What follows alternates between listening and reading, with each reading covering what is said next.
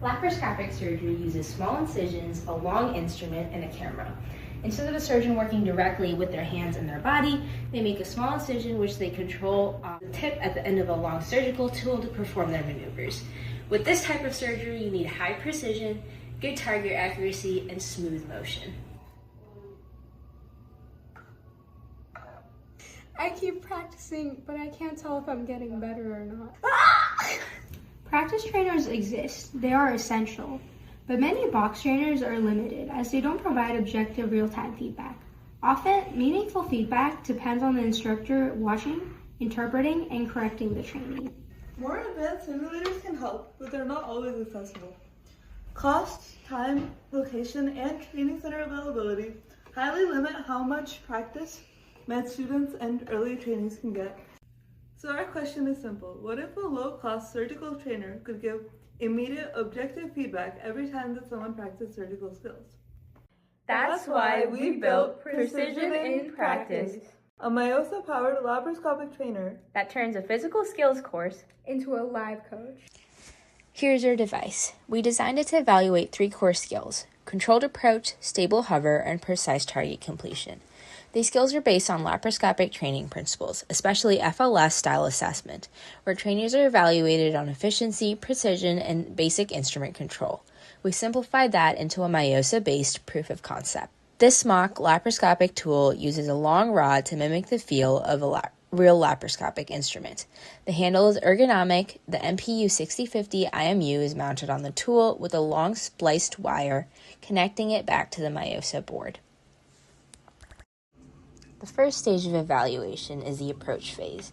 The tip of the laparoscopic tool is guided through a long tube that represents entering the body through something like a trigger port. Then the tool is retracted and moved over and under 2 poles. This part evaluates controlled instrument movement through a constrained path. Next, the trainee picks up the object and moves into hover phase. The goal is to hold the object steady over a light sensor for 2 seconds. You'll notice the OLED display shows real-time hover progress, and once complete shows the next step, docking. Finally, the user completes the trial by pressing the red button. This represents reaching a precise final target. Once completed, the display will show final score. The total score is out of 100 and is broken across the 3 main phases of the task: approach, hover, and target completion. During the approach phase, the system scores course control, axis control, and flow. The MPU 6050 IMU constantly measures acceleration and rotation. From that, we can calculate things like gyroscope magnitude and jerk proxy. Basically, how smooth the motion changes. Smooth control movement keeps the score high. Shaky movement, large rotation spikes, or tilting the handle off axis lowers the score. During the hover phase, the APDS 9960 light sensor detects when the object is covering the target, but the timer only counts if the target is covered and the IMU says the tool is stable. If the user shakes too much or leaves the target zone, hover progress pauses or resets. Finally, the target and dock phase checks whether the object is placed accurately, and the red dock button is pressed to complete the trial. Here's a closer look at our main tool for feedback, which is our computer dashboard. You'll notice that when the green button was clicked, the dashboard turned live. This is an example of a really smooth trial, so you're seeing a lot of green.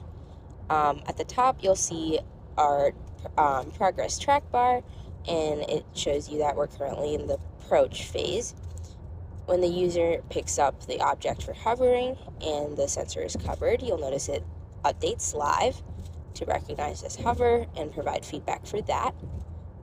And once the trial is complete, we can take a closer look at more detailed metrics of how the user performed, which we'll cover right now.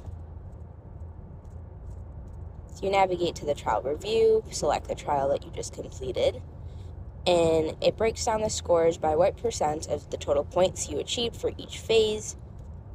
Looks like we did pretty good overall.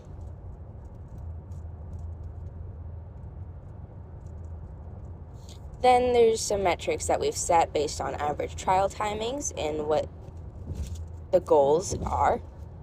And it gives you some more specific feedback about what went well, what didn't. Here's another example, but of a really poorly completed trial. You'll notice that when I shake it, it tells you to slow down. And it's really nice that this feedback is very immediate. So as a user is completing it, when they see a bunch of yellow, they know that they have to slow down and be more careful with how smooth their motion is. That bottom left corner also shows you a more specific breakdown. So in the approach phase, it shows you that your motion control is poor. A couple seconds ago, it showed you that to level the handle, and you'll notice that's when I twisted the handle upside down. And it's telling you to hold still right now. That's a feature of the hover phase. It doesn't count you as hovering stably if your accelerometer is making up a lot of jerks. And now the trial is completed. And we'll go back and look more closely at the metrics like we did earlier. It's really nice to be able to look at all the trials you've completed to track feedback over time.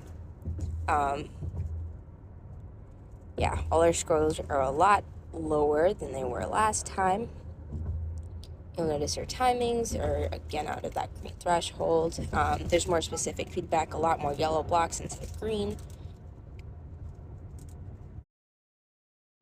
This is a closer look at our history tab, and this is for when a trainee wants to have a practice session so they can track how they're doing over that session, see what's improving, see what still needs improvement.